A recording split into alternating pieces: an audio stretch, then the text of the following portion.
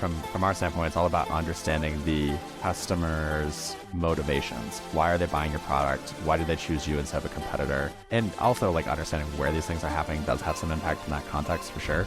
Welcome back to Bitesized. I'm super excited today. I've got a good friend of mine, Jeremiah, on the podcast. He is founder and CEO of KnoCommerce, probably one of the leading post-purchase technology companies out there. Jeremiah, welcome. Great to have you on. How are you doing today? Doing great, man. Thanks for having me. It's good to catch up. It's been a little while. It has, hasn't it? Yeah, we were just saying that. Yeah. It's been a minute. So talk to me a bit more. KnoCommerce.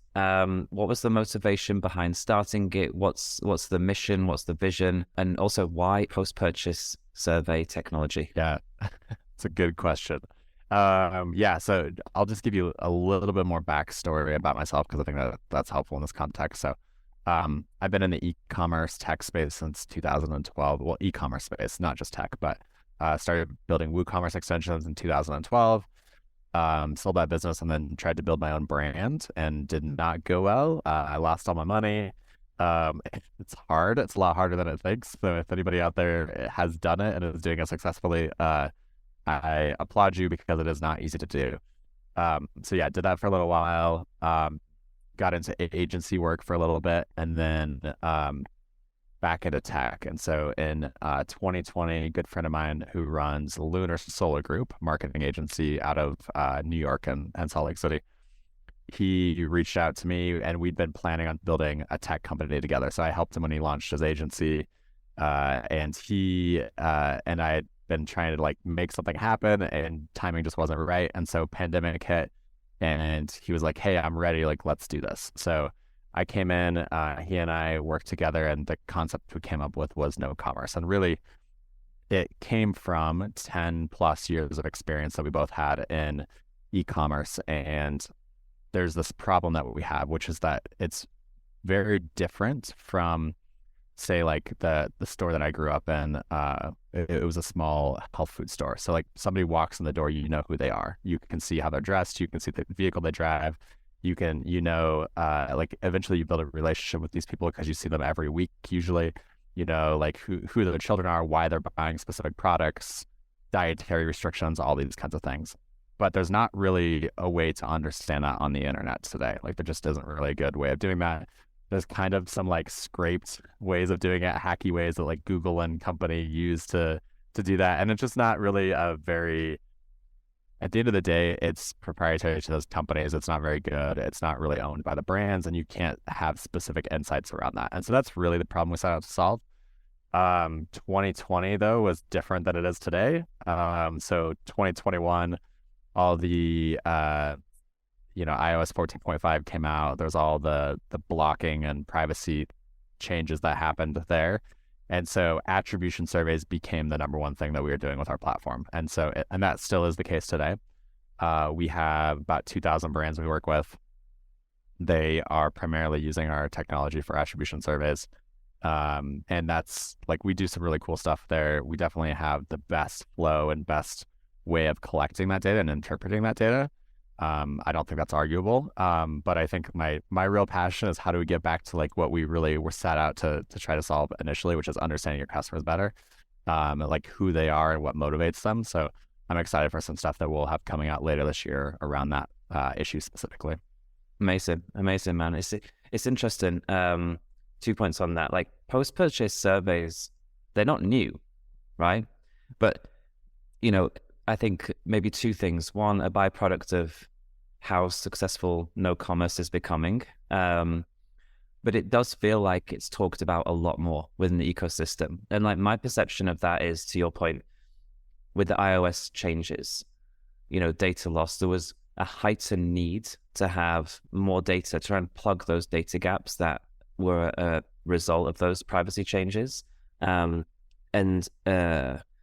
a renewed focus on retention, right? Of like really understanding your customers. Do you share a similar thought? Like, why have they become so popular? Why is it now so popular to talk about? Definitely. I mean, one thing that I like to kind of talk about is like, was attribution ever actually accurate? Because there's kind of this there's an assumption that it was, right? And I'm not, to be clear, I'm not saying like it never was. I just think it's an interesting thought experiment, because really what we saw in 2021 was not so much that ads stopped working and that Facebook and those companies didn't know what they were doing. It was more so that there was no tracking. And so like overnight, you went from being able to see these numbers in your dashboard that made sense to everything just being broken. And you live in this world, I'm sure.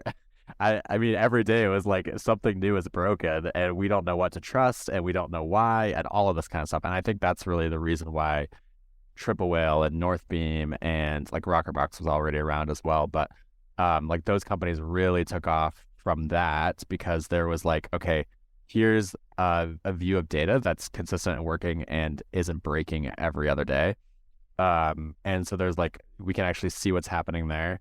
And then we had a similar sort of thing happen as well, right? Like people started coming to us because it was another view of data that they could look at and see, okay, like this is consistent along, and then use that to match up against what you're seeing in other systems. So I do think there was an element there of like how much actually changed from before to now. Like we'll never know because we don't have that insight, but there, I think a lot of it, that like rise of third-party attribution came more from the lack of trust than it did from like the actual lack of results. Yeah, I think that's a really good point. Yeah, it wasn't, yeah, to your point, it wasn't that Facebook and these ad platforms stopped working. It's just you didn't know what was working anymore. Yeah. And they probably did lose a little bit of effectiveness, right? Like I'm sure there was some drop off, but yeah, I think the bigger issue was just like not understanding what was actually working. Yeah.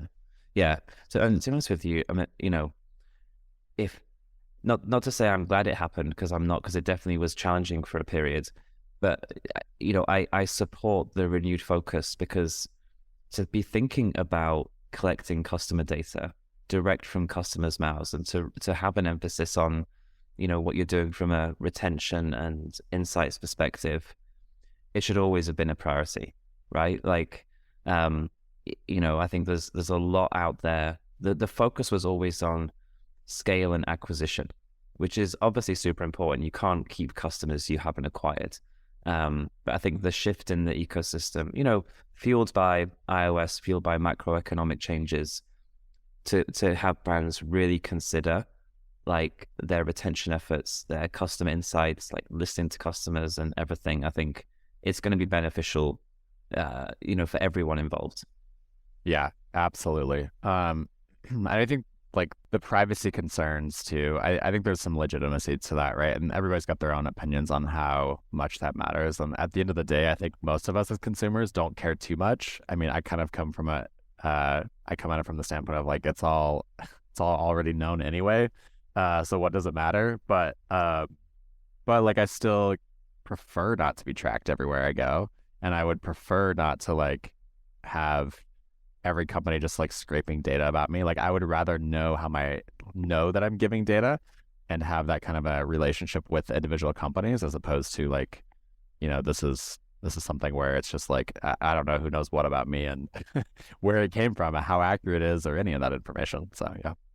Yeah, it's interesting, you know, as marketers, you realize what that data actually looks like, and the benefit of it being to personalize advertising. And, you know, I don't want to get too cynical here, but for Apple to be the company that's saving privacy when they have access to everything you do, every picture you have, like, yeah, you know, I don't think they're the ones solving your privacy. They're just trying to collect it for themselves. Yeah, let's be honest.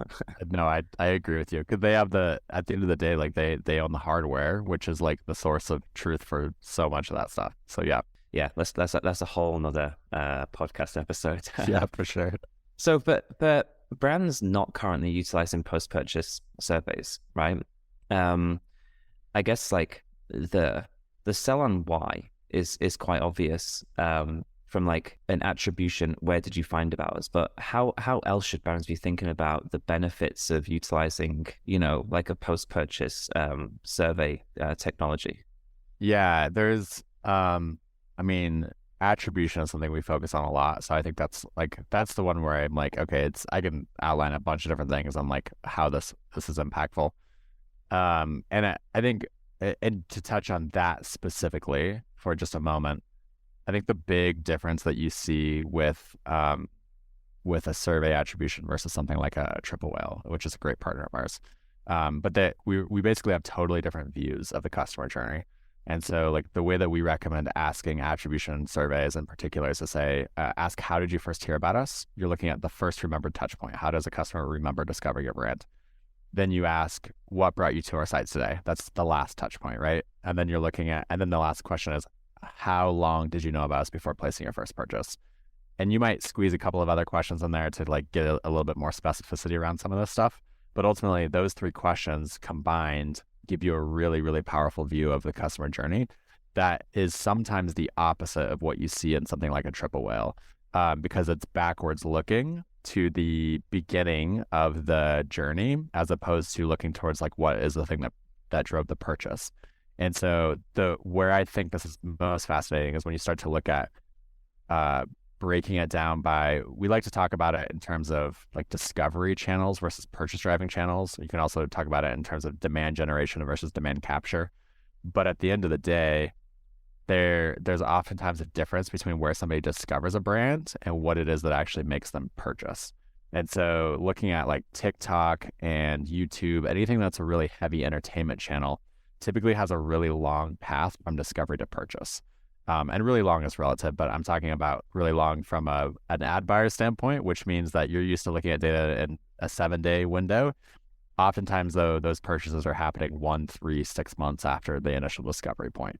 And so that is a really interesting view of data that you can't really pick that up from like a pixel tracking system, or even MMM models are going to struggle with that, just because it's so backwards in time. So that's one that's really interesting. And then like the reason we're confident that like this actually works is you can look at Google and it's totally the opposite. Like almost everybody who discovers a brand on Google buys within the first week.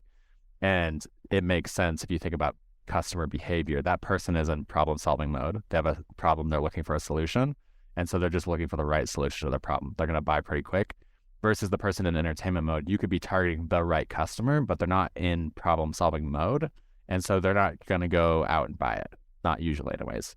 Some will, but generally speaking, that process is going to take longer. So I think from surveys, like one of the things, this all just to kind of come back to like what we're looking for is understanding like how customers feel about themselves, think about themselves, and looking for like motivators and behavior pieces that you really can't understand from a pixel or a click or something like that, right? So that's how that works in attribution. But there's really cool things that you can do beyond that. And we're working to standardize isn't the right word, but systematize as much of this as possible. So looking at things like what's your customer's confidence level in their spending, from like how do they see that changing over time? Are they going to be spending more or less in their mind? And this is their perception. Doesn't necessarily mean it's reality, but understanding that can have an impact on your ads, right? Who are they as people? What is it that motivates them to buy? Again, like they may not be telling you what is exactly truth, but they're telling you what they believe. And knowing what they believe is really impactful. And I do think like at the end of the day, that is probably the biggest differentiator from asking somebody versus using an algorithm that's like looking at behavior. And so it may not be actual behavior, but it's perception of self and self behavior. And that's a really important view of data. Yeah, no, I love that. That's a great answer. Going back to what you mentioned around like the limitations around pixels and attribution models and MMM, and the difference between discovery and purchase, right? I think like, if I look at why that's beneficial in the front end of marketing is it helps you understand where to spend money from a channel perspective, right? And I think, one of the biggest use cases with for even brands that we work with is actually been TikTok, right? And you think about where TikTok is going, it's, I think initially when Meta started having performance challenges, right? People are like, oh, TikTok, let's just move our money to TikTok because that'll perform. Varying degrees of success, right? But the benefit of having this type of data and on a tool that now I think is becoming not to say it can't perform from a one-to-one kind of lower funnel perspective, but it's a really strong discovery awareness tool, right? You don't see that within traditional attribution models potentially, or the full impact of that. So that's one use case I know even for us, it justifies or a supported investment into channels like that, where if you didn't have that data point, you'd potentially pull back, and that's going to harm you not in the short term, but 6 months down the line. Exactly. Yeah, and that really is the key, is that it's not, and we see this all the time, and I'm never going to tell a brand or an advertiser like you should or shouldn't do something, because at the end of the day, like, they know their business better than we do. That's the reality. So we're never going to tell somebody that. But what is interesting is we do see brands sometimes, and they'll be spending money on something like TikTok, and they don't. And YouTube is very, very similar. They're almost, I don't want to say they're exactly the same in terms of behavior, but like it's similar behavior. If you want to look at like the channels that are like, Google drives purchases very quickly. It's almost immediate, right? Meta is kind of in the middle, both Instagram and Facebook, and Facebook's a little faster typically than Instagram. And so we feel like there's kind of like a spectrum, right? So like some channels are really good at driving discovery. Some of them are really good at driving purchases and action. And so on that spectrum, Google's on one end, TikTok and YouTube are on the other end. And what you're doing though, by spending on YouTube and TikTok, is that you are feeding that top of funnel essentially, right? And so like, that's creating the awareness, it's creating that top of funnel. And so, yeah, to your point, if it takes 6 months to purchase, you can turn off your ad spend and run like a test for a month. And you're like, well, I turned off TikTok, it didn't have an impact. That's because you're not going to see the impact for 4 more months. And so, or like it'll be minimal impact, and then you'll really start to see that over time. And so that's the thing we really try to push people on, is like, hey, understand, like, ask your customers how long it's taking them to purchase. Understand that based on that first discovery touch point. And then it depends on your comfort level, but like, just as an example, we have a brand we work with in the baby category, and they, for TikTok in particular, only 15% of people say that they buy in the first week. And so for every dollar that's coming through, and you're looking at it in your like attribution and looking at your ROAS, 1 week ad spend ROAS, all this kind of stuff, the actual like potential of that money is 7 times that long term. And so if you're looking at a 1 ROAS today, that doesn't look good. But what if that's worth $2 a month from now, and $3 3 months from now, and $7 a year from now? And so like you got your payback time that you need on your ads and all this kind of stuff. So there's a ton of factors, and this is why we don't tell businesses like, hey, you should or shouldn't do this. But like, that's what we want you to be aware of, is like, if that's the case, then the actual impact is probably multiples of what you're seeing in that 7-day ROAS window. Yeah, 100%. And yeah, because if you are making those short-term decisions without this data, not only do you not see the impact now, you see it down the line. Then to regenerate that, it's not an immediate.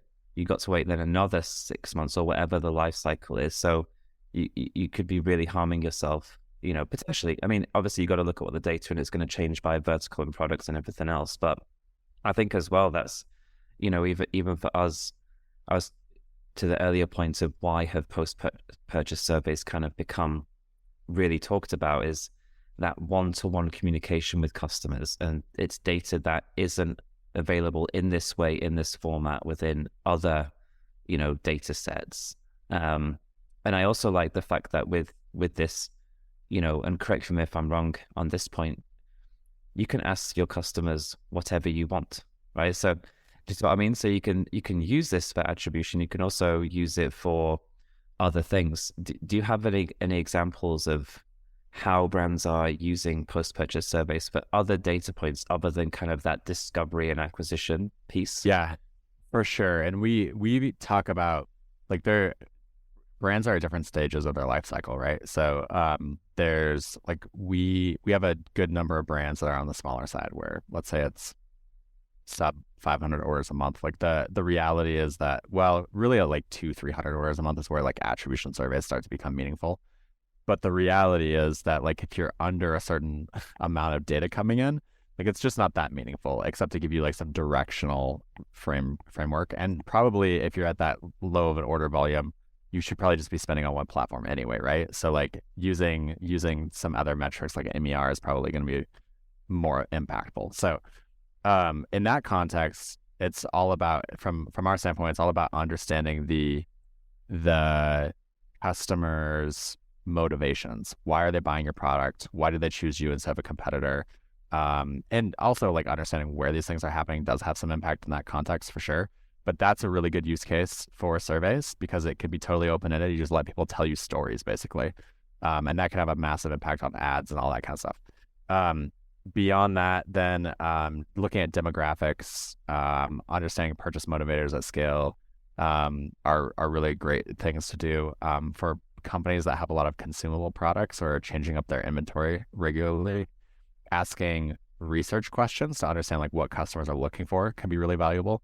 Good example of this, we have a brand we work with that they are sparkling water. They basically develop their flavors based off of what customers say in the surveys. And just take the data, let them type in whatever, drop it into a word cloud and see like what the responses come back with and build a flavor based off of that, right? So there's some really cool stuff that they can do there. And then what's really cool as well is like, let's say you connect our system up to Klaviyo, and other systems will usually allow for this too. You can then pipe that data into Klaviyo, and now you can build a customer segment based off of people who want a specific product, and then feed that into Klaviyo, and then send emails when that product gets launched, right? So some cool things there for sure. And then one of the things that I'm really interested in, we're trying to do a little bit more of, is helping brands understand behavior outside of their Shopify store. So like a lot of the brands we work with are selling on Shopify, but then they're also selling on Amazon or in retail. And in those contexts, you don't get the ability to ask customers questions. And certainly like your pixels and stuff from your ad tracking don't fire at all in those contexts. So what's been really cool is asking customers questions like, have you ever bought a product in a store before or on Amazon? And obviously depends on where you're actually selling, but in that context, it's pretty exciting because then we can use, at least in our platform, and this is definitely unique to us, we can push people down different flows of questioning based off of that. So like one brand we're working with, they discovered that a third of their customers who said that they'd first bought in a store were coming from Instagram. So they basically said like, sorry, I'll give you the exact question. So it was, have you ever purchased a product in store before? If they say yes, then it's, did you purchase in store or online first? If they say in store first, then it's asking them, how did you first discover us? And then they're saying Instagram. So that's a really impactful data point. And that isn't necessarily representative of all your in-store shoppers because these are people that bought online as well. But it does give you some indication that your online advertising is impacting retail sales. So you can at least go to the board, your boss, whatever, and be like, look, we know that what we're spending on Instagram is having some impact on retail sales. And then maybe from there, if you really want to know, you go out and survey shoppers at the stores or however you want to do that, right? Like there's other methods you could use to try to get into those places and ask those questions too. But yeah, that's or send. There's always a disconnect, right? So you got to be careful with like how far you take that because there is some separation between those two customer groups, but it can at least give you some insight that you didn't have previously. Yeah, definitely. No, it's a super cool use case. Do you have any data around how many people actually complete post-purchase surveys? Because I imagine a large part of this, to your point, is, and this just comes down to any data point, is your interpretation and then application of findings. You probably, I'm sure there's a data significance threshold at which, if one person says it was this, you're probably not going to bet your entire budget on that. What data can you share around like, what percentage of people are completing the surveys? Are there things that brands are doing that increase that percentage? Because obviously the more volume, the more significance, the more you can figure out trends. What do you see around that?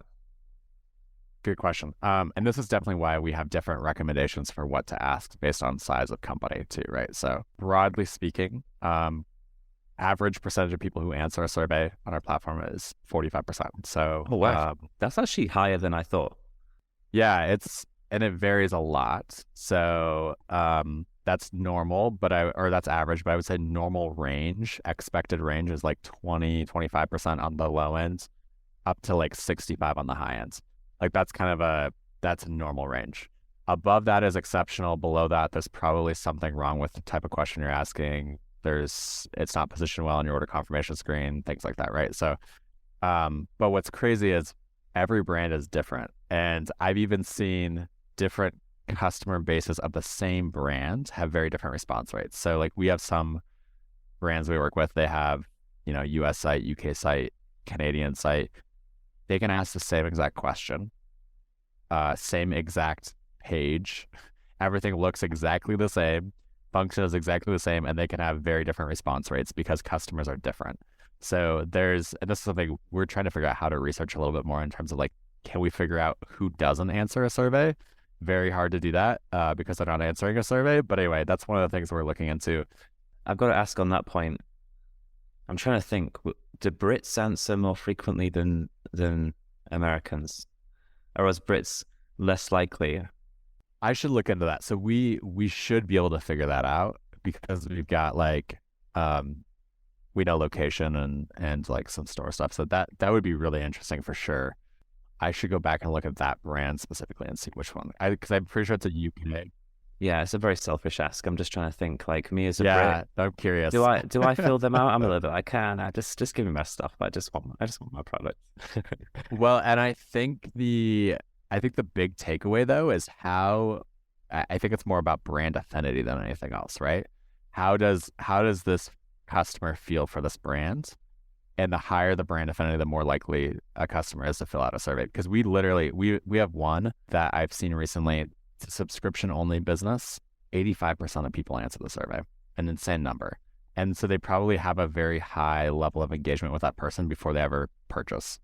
And that's my suspicion. I'm not 100% sure about that, but I think that's probably the case. That's a really interesting thought, actually, that you can probably get a sense of your brand affinity and how, engaged your customers are in you as a brand by their response rates. That is really interesting. Yeah, we should look at that because that's something we could theoretically study as well. And I imagine that's why it changes well by product. Because if it's more of a commodity based, it's like, well, I just want my, I want my knives. I just want to chop my salads up. Where if it is, I don't know if it's like a clothing brand where you're kind of, buying into the brand. I use this brand too much as a reference point, represent. It's so founder driven. I imagine, might be wrong, but if you look at post-purchase survey, if you had like the same sample size of a more commodity driven product versus a brand like a represent, to your point, I imagine the response rate would be far higher on something like a represent than, I might be wrong. And I'm sure there's some great knife brands out there, but that would be my assumption. I think you're onto something there for sure. Because just anecdotally, the founder-driven brands founder or celebrity, that's the other thing, driven brands that we work with, just off the top of my head, like every one of them I can think of is over a 50% response rate, like 50% plus of people answer those questions. The ones that I know, and there's 2,000 plus brands, so there's a lot that I don't know off the top of my head, but yeah. So that's the number one factor. The type of question you ask. So like asking a radio question type where it's like a single response, that's going to get multiple choice single response. That's going to get the best response rates. Making it feel conversational. So saying something like, before you go, how'd you first hear about us? That usually does better than just like how'd you first hear about us?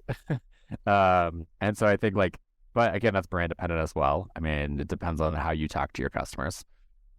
So yeah, I'd say that, phrasing the survey in a way that feels on brand is helpful.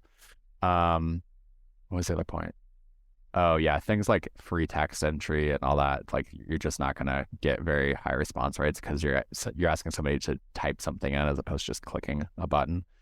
Um, and then the other thing that has an impact is just placement. So what else is going on in your confirmation screen? Where'd you put it on your confirmation screen? All those things. And that's usually that and like brand affinity are the two biggest ones.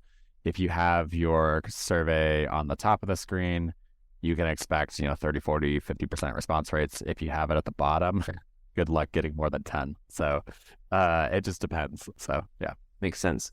That's I mean, it's super valuable for people who are testing post-purchase. That if a brand is looking to work with Know, do you have some of these templates? Like, is there like helpful resources if people want to dive into this of how to avoid some of these common mistakes?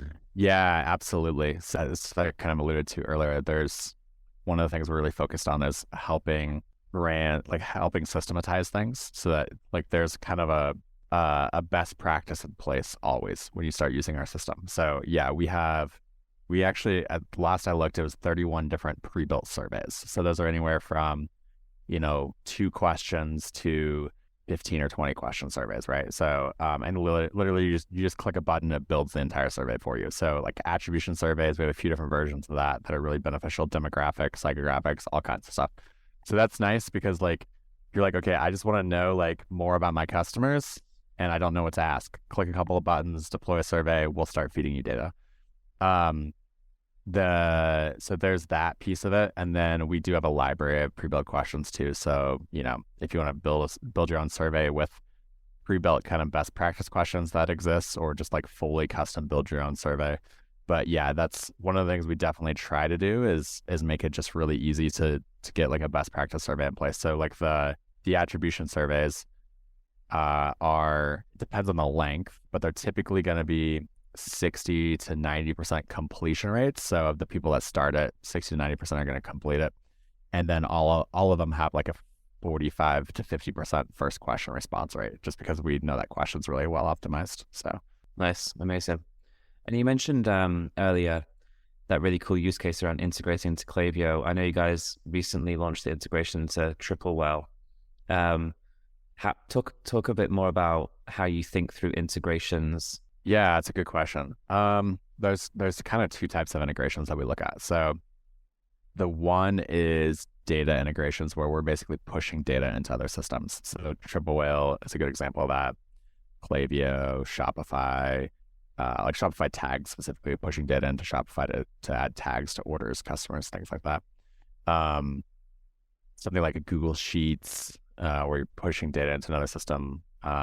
We have an API. Lots of brands pull data out. We have a partnership with TikTok. They actually, if you sign up for TikTok, sign up for a product and advertise on TikTok, they'll actually give you ad credits to basically connect your survey data into TikTok, which is pretty cool.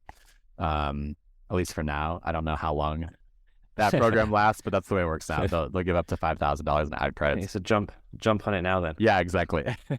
So that's like that. There's that type of integration where it's like data being pulled out of our system to enhance other things. And Triple Whale is a great use case of that, where basically they pull in the attribution data, they map it against it's actually super cool because they have a really good view of like specific ads, like what ads are working from a purchase driving standpoint, right? And then our view is kind of the opposite of that. So when you pull that data in, they're doing some cool modeling where you can actually say, okay, we want to look at like survey data versus some of these other things. So you can kind of like, you can transform it a little bit to say, okay, like typically TikTok and YouTube, again, like those two are really high on like front end discovery.